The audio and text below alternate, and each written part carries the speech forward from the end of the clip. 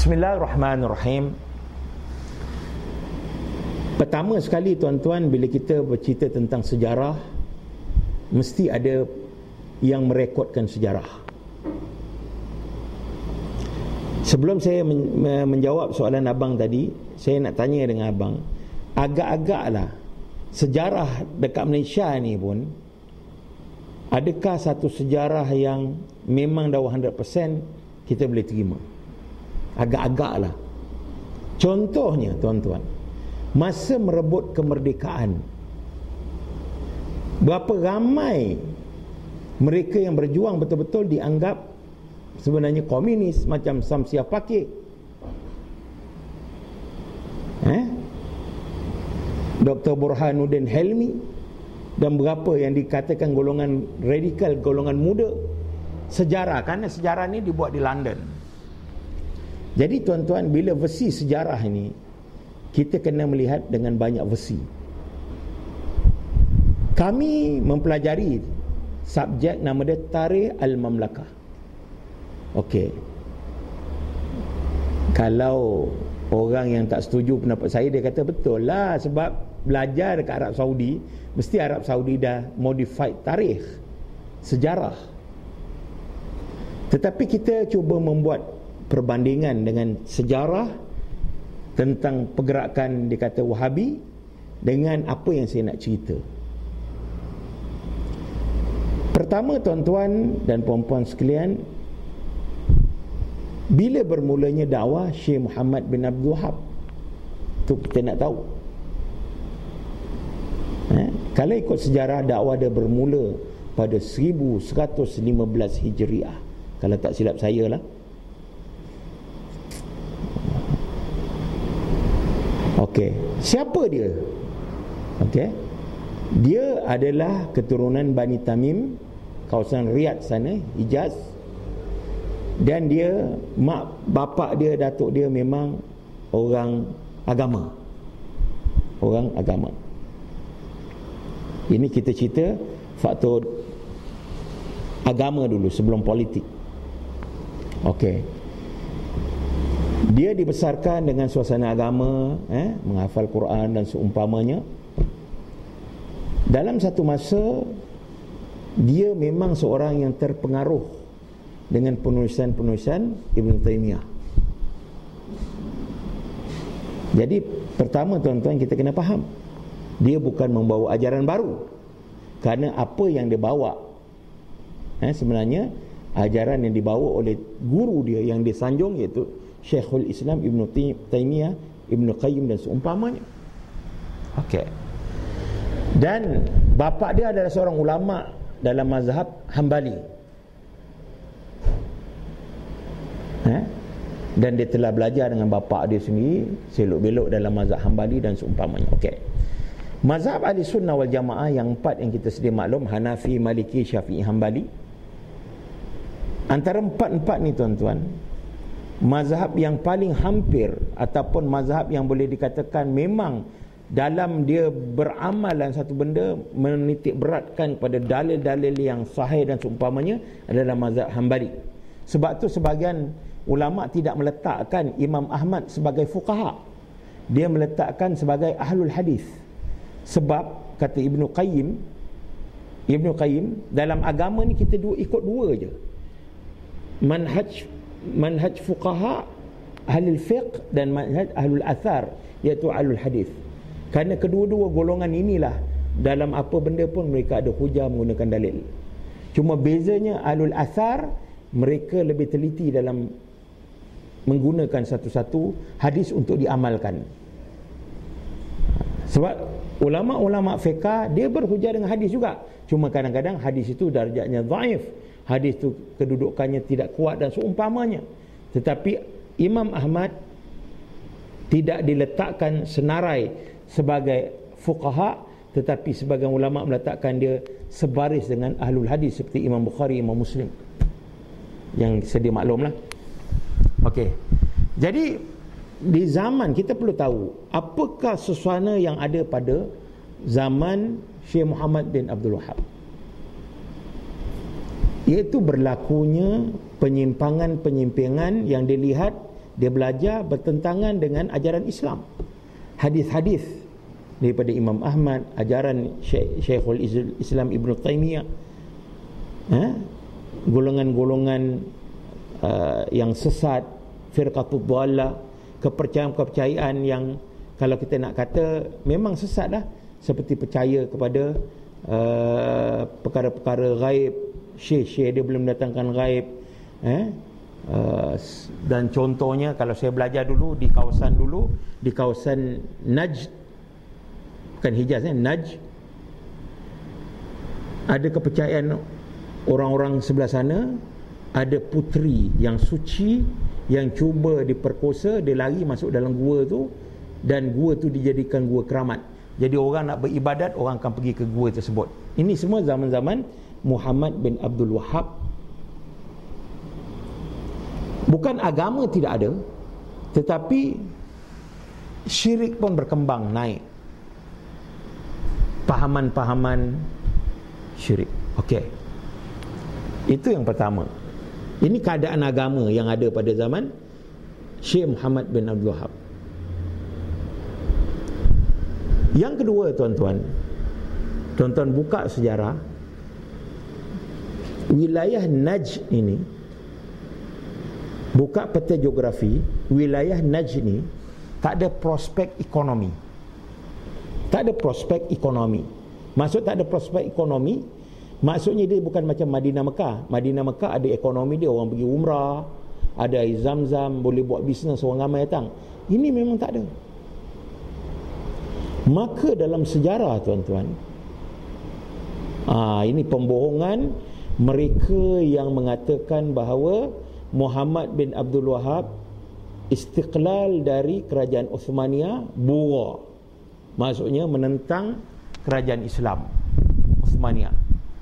Fakta telah menunjukkan wilayah ini tidak ada masuk dalam wilayah pemerintahan Turki.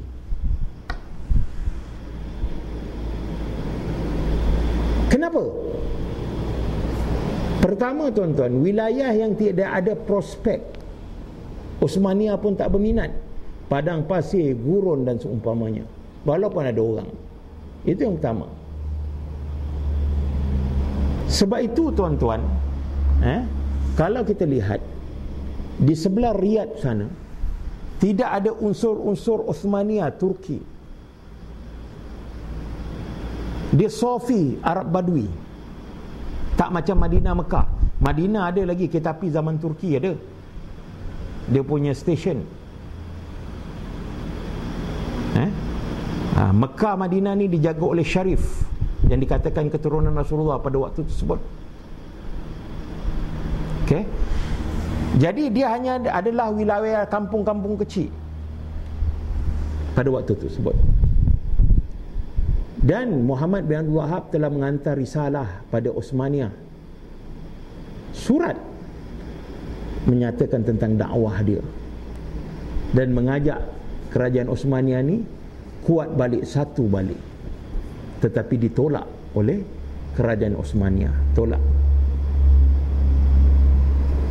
Tuan-tuan, pernah tak tuan-tuan dengar Syekh Abdul Wahhab perang dengan Turki? Tak pernah. Sebab dia, kampung dia tu bukan duduk dalam wilayah Turki. Tapi fakta yang mengeliru, dia kata Muhammad bin Wahhab telah melakukan buruh keluar, sehingga dia memujuk wilayah-wilayah lain istiqlal, keluar daripada. Kerana pada masa itu sendiri Uthmaniyah telah lemah. Pada tahun-tahun selepas itu kerajaan Uthmaniyah telah lemah, sudah mula lemah. Mungkar banyak, ulama banyak, tapi sama ulama yang cari periuk nasi, memuji pemerintah, duduk dekat dengan pemerintah. Lahir pula golongan-golongan sufi di Turki dan seumpamanya. Memanglah dia akan menentang. Okay. Maka pada waktu tu Muhammad bin Wahhab menyebarkan dakwah dia sekitar tu. Dan biasa dakwah memang akan menerima penentangan. Cuma tuan-tuan, tabiat dakwah kebenaran ni makin ditentang, makin disekat, makin berkembang. Dan Muhammad bin Abdul Wahab telah mengikut contoh Rasulullah SAW dalam dakwah dia, yang mana dia telah ditentang oleh penduduk kampung dia dan dia telah mendapat perlindungan dengan satu wilayah. Saya tak ingat nama wilayah-wilayah tu, iaitu wilayah itulah daripada keturunan Ali Saud, dinamakan Saudi Arabia. Dan dia sampai dia telah mempersaudarakan, macam Rasulullah mempersaudarakan Muhajirin Ansar, orang-orang yang berhijrah ni dia saudarakan. Kemudian dia bangunkan ekonomi, dia bangunkan kekuatan. Sebab tu wa'tasimu bihablillah jami'an wa la tafarraqu. Kerana dengan kesatuan yang Allah bantu. Bila kekuatan Muhammad bin Wahab dapat penyokong dia, orang-orang menentang dia dengan senjata, maka dia tu lakukan peperangan. Kerana pada masa itu, tuan-tuan, bukan lagi persoalan bid'ah raddul amal, tetapi bid'ah yang boleh dikatakan boleh menyebabkan seorang tu khuruj anil millah, terkeluar, berlakunya benda-benda syirik dan seumpamanya. Maka berlakulah dan Allah memberi pertolongan sikit wilayah kawasan Najd, sehingga pada masa itulah baru Turki melihat seolah ada satu kekuatan baru yang boleh nak mengganggu gugat. Tapi pada dasarnya Turki sendiri sudah lemah. Negara-negara lain istiqlal keluar dan seumpamanya. Jadi sebenarnya bila menyatakan bahawa Muhammad bin Wahab ditolong oleh Inggeris dan seumpamanya, tuan-tuan, sebenarnya kita kena faham, kalau hari ini sebuah kerajaan macam Malaysia mengadakan hubungan dengan Amerika, dengan Britain, dengan negara-negara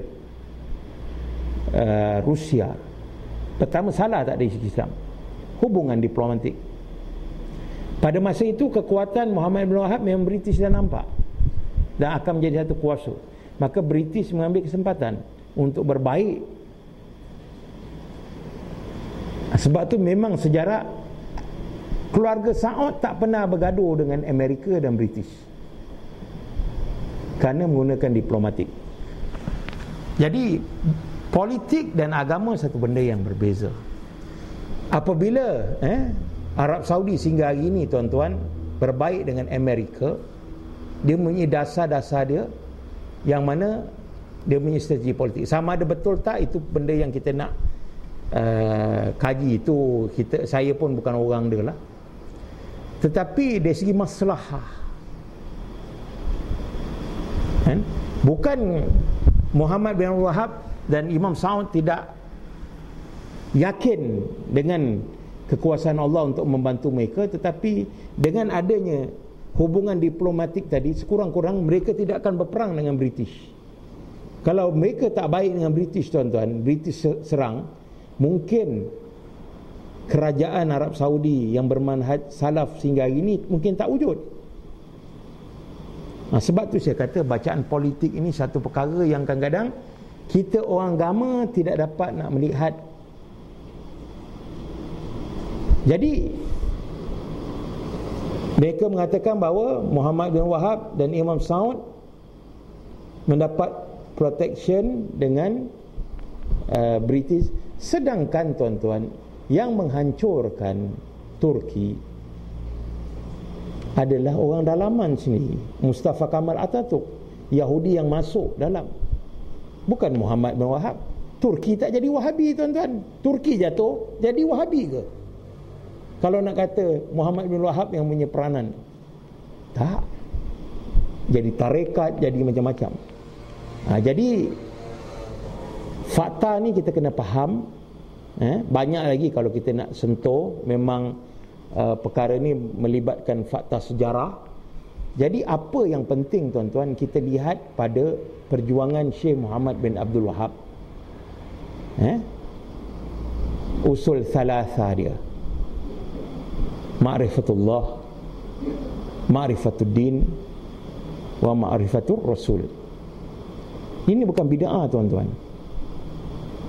Tuan-tuan, Nabi suruh kita baca tiap-tiap hari, raditu billahi rabba wa bil islami dina wa bi Muhammadin sallallahu alaihi wasallam nabiyya wa rasulah. Aku telah reda Allah sebagai Tuhanku, agama Islam sebagai agamaku, dan Muhammad itu sebagai rasul dan nabi. Bila Nabi mengajar kalimah ini, dan kalimah ini adalah kalimah sunnah, raditu billahi rabba wa bil islami dina wa Muhammadin sallallahu alaihi wasallam rasulah, bertitik tolak pada itulah, maka Syekh Muhammad bin Abdul Wahab menerangkan kenapa kita perlu mengenal Rabb kita, agama kita dan Nabi kita. Bukan kita seperti burung kakak tua mengucap raditu billahi rabba wa bil islami dina wa bi Muhammadin sallallahu alaihi wasallam nabi wa rasulah tanpa tahu apa erti dia.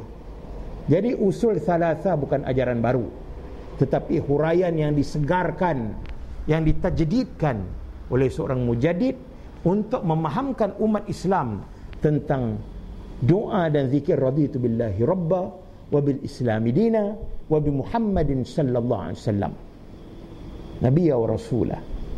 Sebab tu usul salasa, tuan-tuan, adalah perkara yang penting untuk kita belajar, kerana di situ kita mengenal Rabb kita, mentauhidkan, kemudian kita mengenali tabiat agama kita, dan kita mengenali siapa tu Nabi kita dan apakah tanggungjawab dia. Pernah tak baca buku usul salasa? Siapa tak pernah? Dah ada terjemah tak, Ustaz? Ada? Boleh. Usul salasa ni bagus dibincangkan, tapi dekat Negeri Sembilan tak lepas lah usul salasa. Sini saja kata Ustaz, dia ni presiden Kampung Parit Ittiba' Sunnah, Ustaz Musa kata di sini je belajar. Jadi di situ, tuan-tuan, dalam sejarah ni kita kena, memang saya tahu di YouTube dia cerita macam-macam cerita. Dia kata Muhammad bin Wahab pun bapak dia benci dia. Muhammad bin Wahab ni akal dia terencat. Tuan-tuan, kalau orang akal tak betul, boleh ke sampaikan dakwah? Sampai hari ini kita pun boleh menerima dakwah dia. Jadi tak logik, tuan-tuan. Nabi Muhammad dulu pun dicakap orang gila kan. Itu biasa. Jadi kita ni, kita menghukum Syekh Muhammad bin Abdul Wahab pada penulisan. Okey. Walau bagaimanapun kita kena faham Muhammad bin Abdul Wahab pun manusia. Mungkin ada pendapat fatwa dia yang terlalu keras, yang mungkin ada kesilapan, tak kira dari segi fiqh dan seumpamanya, itu biasa. Kerana dia bukan nabi dan rasul. Jadi apa yang penting, kalau kita nak kata dia silap, bawakan silap dia, tunjukkan.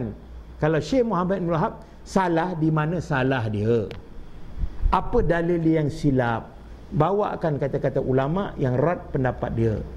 Contohnya dalam pendapat berkaitan tauhid dan seumpamanya. Macam dia kata Muhammad bin Wahab terlalu ekstrim mengkafirkan sesama Islam. Syekh Muhammad bin Wahab tak mengkafirkan orang Islam.